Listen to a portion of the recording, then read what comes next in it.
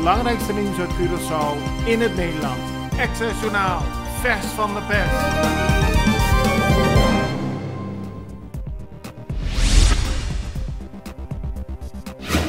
De politie heeft gisteren een 35-jarige man aangehouden op verdenking van een moord afgelopen vrijdagavond op de Kubagwaweg.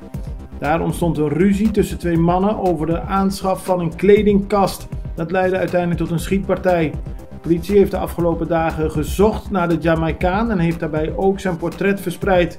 Gisteren kon hij worden aangehouden in een huis aan de Calle Florin. De rechter op Curaçao heeft gisteren een gevangenisstraf van 2 jaar opgelegd aan een 26-jarige man. De helft daarvan is voorwaardelijk. Daarmee heeft de rechter een lagere straf opgelegd dan het Openbaar Ministerie. Die hadden 2 jaar lang gevangenisstraf onvoorwaardelijk gevraagd. De man wordt verdacht van inbraak bij een winkel aan de Cerulora. De rechter heeft de straf verlaagd omdat volgens de rechter bewezen is dat de man is mishandeld door de politie nadat hij al in de boeien was geslagen. Na Colectra, nós toma tempo para servir ora com mais de comunibo. Llama-nos centro de cliente na telefone 0800-035 de Jaluna para Jabierne voor die setor de mente te com setor de noite para turno serviço nang of patrão cita. Se você traz cita para Chasabra, também por hora. Por escolher para trabalhar riba aqualectra.com e aproveitar a mesura, põe o documento na cerca para visita cerca nós vai mais fácil. Sim, a Colectra su centro de cliente wordt klaar para servir na momento que você comini abo.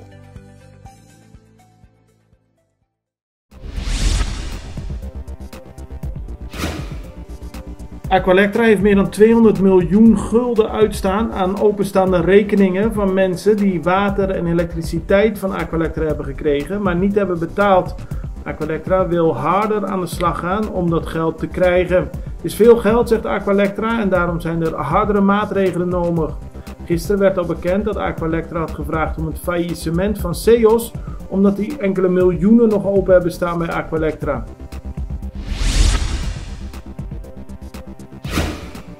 Medewerkers van het X-team en van het ministerie van Gezondheid, Natuur en Milieu gingen gisteren naar Rancho omdat er een grote berg afval was gestort voor de deur van een bedrijf. De eigenaar zei dat het afval niet van hem afkomstig was, maar dat er mensen langskomen en hun afval dumpen voor zijn deur. Volgens de politie moet er harder worden opgetreden tegen mensen die zomaar vuil weggooien langs de kant van de weg. De kaiman van meer dan 3 meter, die gisteren bij Dam Preto werd aangetroffen, is eerder ontsnapt uit de struisvogelfarm. Dat meldt fotograaf en dierenliefhebber Stanley Ignacio aan de Extra. Volgens Ignacio heeft hij contact gehad met de struisvogelfarm en die hebben aangegeven dat ze een grote kaiman misten. Er wordt nu onderzocht hoe de kaiman heeft kunnen ontsnappen van de struisvogelfarm.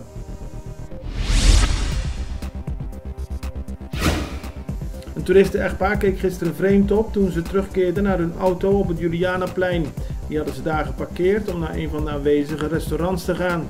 Toen ze terugkeerden waren alle 4 de auto's weg. Onbekenden hebben alle 4 de wielen gestolen en hebben daarbij ook een ruit kapot gemaakt. Er is kennelijk geprobeerd om de auto weg te slepen. Toen dat niet lukte, zijn alleen de wielen gestolen. Op Aruba werd gisteren rond 20:30 s'avonds een aardbeving gevoeld. De aardbeving had een kracht van 2,8 op de schaal van Richter. Het epicentrum lag in Venezuela. Volgens Arubaanse media hebben veel mensen op Aruba de schok gevoeld, maar er is geen schade aangericht. Het belangrijkste nieuws uit Curaçao in het Nederland. Access Journaal, vers van de pers.